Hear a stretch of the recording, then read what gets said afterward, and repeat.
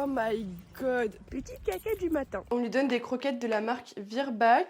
Ouais, voilà. On a acheté de l'huile de saumon. Je crois que c'est Animalis celle-là. On a compris, t'as faim. Ça c'est ton copain. Hein. Dépensé comme ça. Ça c'est un peu relou. Et Lolecaps. Oula, oula là. J'espère que vous allez toutes très bien. En tout cas mieux que moi, j'ai mal à la gorge. Comme vous avez pu le voir dans le titre, on se retrouve dans une journée dans ma vie de dog mom. Dans cette vidéo, on va surtout s'intéresser à la vie que j'ai depuis que j'ai ce petit chien. Regardez-moi cette position. Oh bah oui, c'est l'amour. Attends ma fille, il faut présenter Naya aussi. Mais vous avez dû voir aussi que j'ai un petit chat qui s'appelle Naya, qui est pas très heureux d'être ici apparemment. Je vais aller sortir Yumi. C'est l'heure du petit pipi du matin. Je viens de me réveiller et généralement c'est la première chose que je fais directement. Ou alors je la fais dans les 30-45 minutes qui suivent parce que vraiment elle a besoin d'aller aux toilettes quasiment directement. Et voilà quoi. You, on va faire pipi. Allez viens. C'est bien ma fille. On met le petit harnais et deux.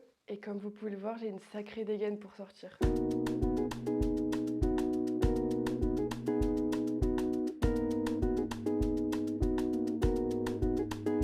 Bon, j'ai mis ma capuche parce que je pensais qu'il allait pleuvoir. Mais en fait, il fait beau. Je suis contente. Enfin, un petit peu de beau temps. Parce que là, il faisait que pleuvoir. C'était bien relou. Oh my god. Par contre, c'est que de la boue. Genre là, vraiment, vous voyez pas trop, mais c'est que de la boue. Genre, je me suis enfoncée dans la boue. Trop dégueu. Je ne vais pas vous montrer son arrière-train, mais elle fait actuellement un petit caca. Voilà. Petit caca du matin. Voilà comment elle fait quand il y a des chiens en face. Elle devient complètement timbrée. Là, elle va sauter sur le monsieur, voilà. Ça, c'est ton copain. Hein. Bon, j'ai fini de me préparer. Je me suis fait un outfit trop mimi. Bon, il est pas fini puisque je mettrai les chaussures, un sac et un manteau. Mais déjà, comme ça, j'aime beaucoup. J'ai mis un petit chouchou rose pour rappeler le pull. Maintenant, il va falloir que je donne à manger à la petite bête. Donc déjà, pour vous montrer ce qu'on lui donne à manger, on lui donne des croquettes de la marque Virbac. Ouais, voilà. Je sais pas quoi vous dire d'autre à part qu'on lui donne des croquettes de chez Virbac. Généralement, on lui donne à manger le matin et le soir. On divise les portions. Pendant un petit moment, je sais pas pourquoi, mais elle voulait plus du tout manger ses croquettes. On pense que c'est soit parce qu'on avait mis les médicaments dedans pendant un moment, parce que sinon elle les mange pas quand on lui donnait comme ça à la bouche, soit parce qu'on lui donnait trop de nourriture humaine, c'est-à-dire que dès qu'on mangeait un petit truc qui pouvait être ok pour elle, genre du fromage, du jambon ou des trucs comme ça, bah vraiment elle nous regardait comme ça en mode tu m'en donnes? Tu m'en donnes? Et nous, on craquait. Franchement, elle nous regarde avec ses petits yeux comme ça de merlan frit. Franchement, elle est trop mignonne. Mais du coup, on a vraiment arrêté parce que bah, sinon, elle ne mange pas ses croquettes. Et pour lui refaire manger ses croquettes, on a acheté de l'huile de saumon. Je crois que c'est Animalis, celle-là. Écoutez, elle a l'air de kiffer ses croquettes maintenant. Voilà, donc j'en mets 2 petites pompes. Il faut qu'on en rachète d'ailleurs, on en a presque plus. On mélange bien et on va donner à manger au petit chien. T'as faim? Eh oui, t'as faim. Allez, vas-y. Allez, vas-y. Voilà. Et regardez qui m'a rejoint dans la cuisine. Mon petit chat. Mais je t'ai donné à manger toi. Elle, je lui donne à manger directement en me levant parce que sinon elle miaule, elle miaule. On a compris, t'as faim. Bref, maintenant je vais préparer mon matcha et je vais quand même vous donner un peu plus de détails sur notre chien finalement. Donc Yumi, c'est un petit staffy.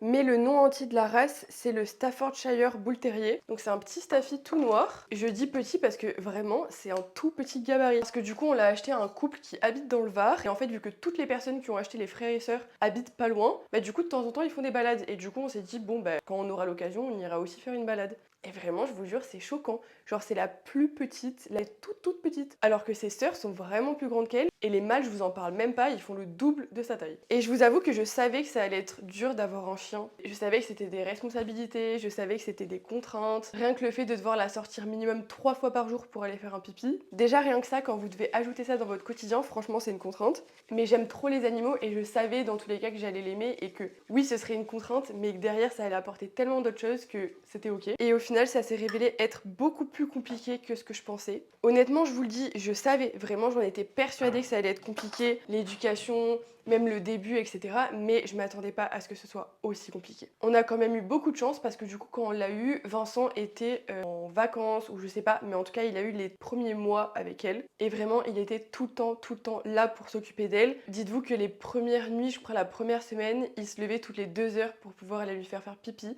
et qu'elle ne fasse pas pipi dans la maison. Parce que ça, souvent, si vous réglez pas le problème rapidement, les chiens ils continuent à vous pisser et à faire caca dans la maison, donc franchement ça c'est pas cool du tout. Donc on a fait vraiment très attention à ça. Je vais rajouter un peu de sirop de vanille dans mon matcha. Je trouvais plus les sirops Monin, du coup j'ai trouvé celle-là chez Soustrain Grain. Écoutez, elle est pas dégueu, mais franchement, rien à voir avec le sirop Monin, hein, je vous le dis. Donc voilà, en tout cas, les premiers mois ont été hyper difficiles. Il fallait vraiment la sortir hyper souvent pour qu'elle sociabilise, qu'elle voit des chiens, qu'elle voit des humains, qu'elle entende des bruits de voiture. Il fallait aller dans plusieurs endroits, en ville, en forêt, etc. Enfin, vraiment, il fallait lui faire tout découvrir dans les premiers mois parce que c'est vraiment les premiers mois en fait qui sont déterminants de son comportement et de son caractère plus tard. Du coup c'était très très intense. Donc si jamais vous prévoyez d'avoir un chien, surtout faites attention, les premiers mois sont hyper importants. Après voilà, j'ai pas un caniche, j'ai un staffy. J'ai un staffy, c'est quand même une petite boule de nerfs, enfin c'est un chien particulier. Ah d'ailleurs, j'ai regardé le comportement du staffy sur internet. Comme ça, on va voir si Yumi est représentatif de ce qu'ils disent sur internet. Donc apparemment, c'est un chien très très affectueux. Ça, c'est vrai. Vraiment, c'est un petit pot de colle. Et oui, on l'a fait monter sur le canapé et sur le lit. Au début, non. Et puis après, on a craqué, franchement. Moi, j'ai du mal avec le fait d'avoir un chien et de le laisser sur le tapis et de pas pouvoir lui faire des câlins sur le canapé et tout. Franchement, c'est trop bien. Ensuite, ils disent, est-ce que c'est un chien calme ou non? Ils disent très peu. Donc, voilà. Et après, sur l'échelle de l'aboiement, ils mettent 3 sur 5. Honnêtement, nous, pareil, on l'a quand même assez bien habituée. Et pour le coup, elle aboie jamais quand on n'est pas là. Enfin, on n'a jamais eu de retour des voisins. Et je pense que c'est vrai, puisque quand on est à la maison, elle aboie jamais. Elle aboie, elle est une fois par mois, elle voit un chien passer. Je sais pas, d'un coup, c'est son copain, du coup, elle se dit, ah, je vais aller jouer avec, elle aboie. Et une fois sur le chat parce qu'elle veut jouer avec, mais c'est tout. Franchement, elle aboie jamais. Pas mal ce petit match. Enfin voilà, niveau comportement du chien, c'est à peu près tout. Je vais aller travailler parce que c'est pas tout, mais il faut que je travaille. Et je pense que on reprendra un petit moment juste après pour que je vous parle du cours qu'on a cet après-midi.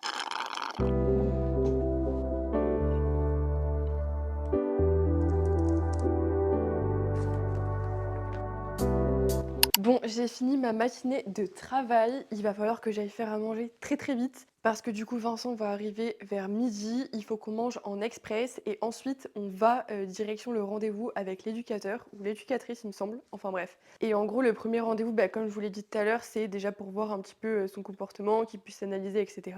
Parce que par contre je vous ai pas dit, mais en fait les deux problèmes principaux qu'on a, que quand elle voit des humains, elle est obligée de leur sauter dessus, de les mordiller, de les lécher, enfin vraiment, en fait on a l'impression qu'elle aime tellement les humains et qu'elle est tellement contente de les voir que du coup elle a directement envie d'attention, envie qu'on joue avec elle, etc. Sauf que c'est pas possible parce que un humain c'est pas un chien et ça se mordit pas. On avait réussi à trouver une solution pour ça, mais du coup sur le long terme c'est vraiment pas possible, mais c'était de lui donner son jouet dans la gueule et en fait ça défoulait son émotion. Donc au lieu de mordiller les gens, en fait elle mordillait son jouet et en même temps elle faisait la fête à tout le monde et du coup tout le monde était content et au moins elle léchait pas, elle mordait pas. Sauf que le problème c'est qu'on n'a pas forcément le jouet qui est tout le temps à disposition, donc des fois dans la rue, etc., quand elle croise des chiens et qu'il y a les maîtres juste à côté, du coup ça y est, elle leur saute dessus, elle les mordit, elle les lèche. C'est pas tout le temps, franchement, je trouve que ça s'est quand même vachement amélioré. On va sauter sur le monsieur, voilà.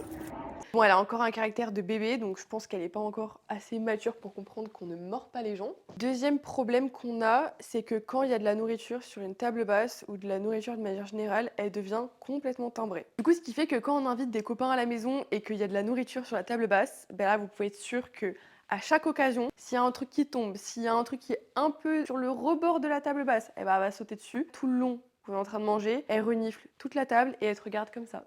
Après, franchement, peut-être qu'on en fait trop, parce qu'en vrai, c'est des choses pas très très graves. Vous voyez ce que je veux dire? Elle aime les humains, elle aime les chiens, on n'a jamais aucun problème en balade, en tout cas de son côté à elle. Donc voilà le programme du jour. Là, je vais me dépêcher d'aller faire à manger. J'ai fait cuire des pâtes hier, comme ça au moins je vais juste faire une salade de pâtes très rapidement. En vrai, j'ai trop hâte de voir ce que ça va donner. J'ai pas hâte de donner mon argent, parce que là, on va donner des sous, on va dépenser comme ça. Ça, c'est un peu relou, mais bon, c'est nécessaire. Écoutez, quand vous prenez un animal, il faut savoir qu'il y a toutes ces dépenses à prendre en compte. La bouffe, le veto, les jouets, l'éducation et plein d'autres choses. C'est la vie d'une dog mom finalement. Là, dans la vidéo, je parle de moi, mais bon, on est des parent dog parents. Je sais pas pourquoi j'essaie de parler anglais, mais je sais pas, dog mom, c'est plus stylé que maman de chien. Vous voyez?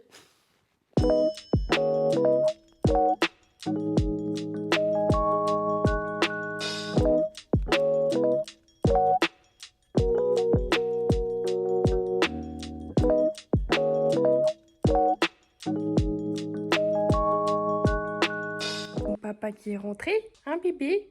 C'est une séance massage.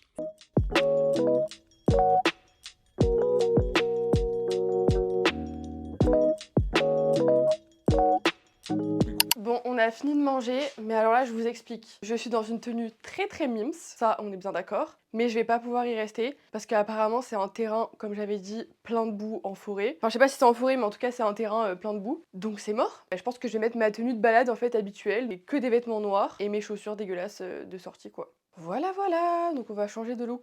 Donc je vais mettre ce jean gris. Ça, c'est vraiment un jean slim que je mets plus depuis des années. Mais depuis que j'ai un chien, je me suis dit, bah autant le mettre et le fracasser vu qu'il est gris, en plus ça se voit pas trop quand même tâche. Il faut réussir à trouver des systèmes et du coup j'ai trouvé ça comme solution. Autant vous dire que j'ai bien fait de le garder parce que sinon, si je gardais que des affaires belles que je mets, bah j'aurais pas d'affaires sales pour sortir le chien. Voilà, vous allez voir, c'est vraiment le jean slim trop moche qu'on met plus. Au moins j'ai de quoi m'habiller en balade. Je crois que j'ai un peu la flemme de changer de pull.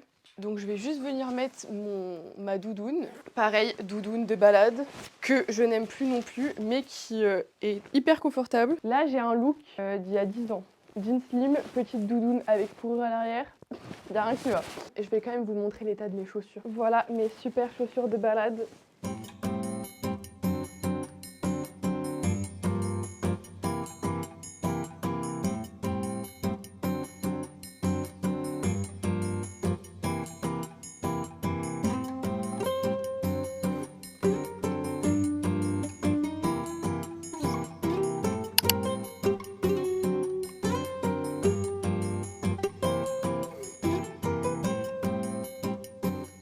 Bon, comment vous dire qu'on a eu un petit problème dans le planning. En fait, on est rentré de tous les rendez-vous hier à genre 20h et il fallait qu'on se fasse à manger et après on avait des potes qui venaient à la maison. Donc impossible de vous finir la vidéo hier. Du coup, c'est pas grave, je me suis dit qu'on continuerait aujourd'hui. De toute façon, j'ai encore plein de choses à vous dire et plein de choses à vous montrer. Et du coup, là, on va se maquiller ensemble et je vais vous expliquer un petit peu ce qui s'est passé chez le veto et je vous expliquerai plus tard tout ce qu'on a vu chez l'éducateur et ce que la dame nous a dit. Mais en gros, du coup, on est allé chez le veto parce que ça faisait un petit moment qu'elle avait plein de petits problèmes. Et sauf qu'en fait, vu qu'au début, on psychotait sur tous les petits problèmes qu'elle voulait avoir, à chaque fois, là, on se disait, bon, ça doit être rien, ça doit être rien. Le veto, il nous disait, ah, elle a mal à la patte, mais c'est rien, vous en faites pas, machin.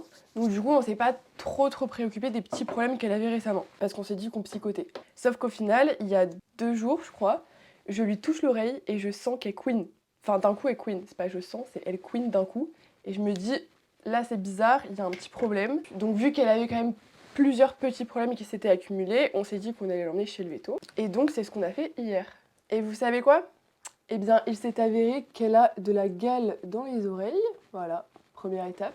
Donc il y a un traitement d'1 mois à faire, la nettoyer, donner des antibiotiques, etc. Les problèmes qu'elle a à la patte, apparemment, bah, c'est encore rien, encore une fois. Enfin, on peut rien y faire. Et elle a aussi une pharyngite. Donc je pense qu'à la montagne, elle a dû attraper froid quand elle s'est foutue dans la neige et tout, et du coup petite pharyngite. Donc ça pareil, bon c'est à traiter, c'est rien de grave, mais voilà quoi. Donc on a eu pour 172 balles de veto, vraiment c'est un plaisir. Nous on s'est juste dit on y va en mode contrôle, ça doit être rien de grave, et au final, si, super. Donc écoutez, au final plus de peur que de mal, j'ai envie de vous dire c'est l'essentiel. Aujourd'hui on s'est levé quand même hyper tard, on s'est levé à genre 11h30. Donc là je suis en train de me préparer très vite fait, au moins on va la sortir, on va la dépenser un petit peu. Petit pique-nique dans un parc. Il pleut, mais il pleut genre beaucoup. Genre il y a vraiment 5 secondes je vous disais qu'on allait faire un pique-nique et là je vais dans le salon et je vois par la fenêtre il pleut des cordes. Ça me saoule, je vous le dis.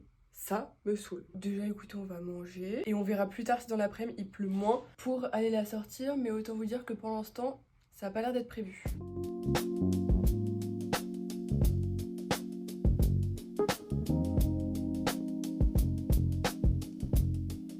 Et maintenant on a un problème, c'est qu'il pleut encore. Et sauf qu'il faudrait sortir Yumi. On va essayer de voir pour l'occuper avant de la sortir. Et du coup justement avec l'éducatrice, on a vu que en fait on la stimule pas assez mentalement. Ce genre de chien ça a besoin de beaucoup de dépenses physiques. C'est vraiment des petites boules de nerfs. Et donc je me suis dit que j'allais vous montrer déjà les jouets qu'on a et qu'on lui donne au quotidien, ou avec lesquels on joue avec elle. Donc ça c'est un jouet Kong, c'est un des jouets les plus solides du marché normalement. Bizarrement celui-là elle ne l'a absolument pas défoncé, il est en parfait état. Alors qu'elle a aussi celui-ci, c'est un os qui lui, comme vous pouvez le voir, il a pris un petit peu cher quand même. Pour tous ceux qui ont des chiens, je sais pas si vous connaissez, mais du coup nous on a pris la formation d'Esprit Dog. C'est un gars qui fait des vidéos sur YouTube, qui a un compte Insta, enfin bref, qui est vraiment hyper présent sur les réseaux sociaux et qui vend des formations en ligne et franchement sa formation elle était incroyable. Honnêtement, je pense que si on n'avait pas eu cette formation, l'éducation du chien, elle aurait été beaucoup moins bien que ce qu'elle est actuellement. Si vous comptez prendre un chiot ou même un chien en SPA, etc., allez regarder ses vidéos et prenez sa formation, elle est vraiment très très bien. Ensuite, il y a des jeux d'occupation justement mentale. Donc ça, en gros, c'est un truc qu'elle est censée pousser et faire rouler. Et du coup, il y a des petits trous des deux côtés qui font que dès que l'objet roule, ça fait sortir des croquettes en fait du jouet. Je vous avoue qu'elle arrive pas trop à comprendre comment on y joue. Au lieu de la faire bouger, en fait, juste elle la mange jusqu'à ce que ça puisse tourner et faire tomber des croquettes. Bon. On a un chien un peu brut, mais bon, c'est pas grave. Et ensuite, Vincent a acheté aussi ça. C'est un petit plateau comme ça, où en fait, quand vous enlevez du coup, quand elle arrive à enlever l'os, ben en fait, ça bouge. Et vous pouvez du coup mettre des croquettes ici. Et aussi, avec son museau, il peut venir ouvrir la boîte et venir choper les croquettes qui sont là. À part ça, nous, va falloir trouver un moyen de l'occuper. Du coup, là, on s'est dit qu'on allait faire une chasse au trésor dans l'appartement. Donc, en fait, on va lui cacher plein de croquettes un peu à droite à gauche. Et du coup, on va la faire chercher. On va lui dire Yumi, cherche. Faudra qu'elle renifle la croquette et qu'elle essaie de la trouver. Donc, techniquement, ça, c'est un jeu qui est censé l'épuiser mentalement. Donc, on espère que ça va fonctionner. Enfin, voilà. Du coup, let's go. On va partir pour un petit jeu avec le petit toutou. On va faire la chasse au trésor. Tu veux? Est-ce que tu peux remettre ton oreille déjà, s'il te plaît? Parce que là, il y a un petit problème. Voilà. Oh, oui. Oh, mais oui, mon petit cœur. J'adore quand elle fait ça. Eh oui, il faut pas qu'elle voie. Allez, cherche. Allez, cherche. Où ils sont? Allez, cherche, ma fille. Si tu veux vraiment passer. Faut mettre la truffe hein, pour chercher. Allez, cherche. Là. Elle passe à côté. Ouais, bien joué, ma fille. On a trouvé un. Allez, cherche encore. Attends, je mâche un peu. Laisse-moi mâcher, s'il te plaît. Allez, cherche. Là. Cherche. Oui. Viens par là. Allez, cherche. Il est devant sa truffe. Genre vraiment, il est... Yumi, il est devant ta truffe. Allez, cherche, ma fille. Ah, cherche par là. Eh, mais c'est fou. Cherche. Il le pointe du doigt. Il la trouve même pas. Ouais. Bon et bien voilà, c'est déjà la fin de cette vidéo. En tout cas, j'espère que ça vous a plu. Si jamais vous avez des questions par rapport à notre chien, par rapport à ce qu'on fait, par rapport à ce qu'on achète, surtout n'hésitez pas à me poser des questions dans les commentaires. On se retrouve bientôt pour de nouvelles vidéos et n'hésitez pas à vous abonner pour suivre les prochaines. Bisous!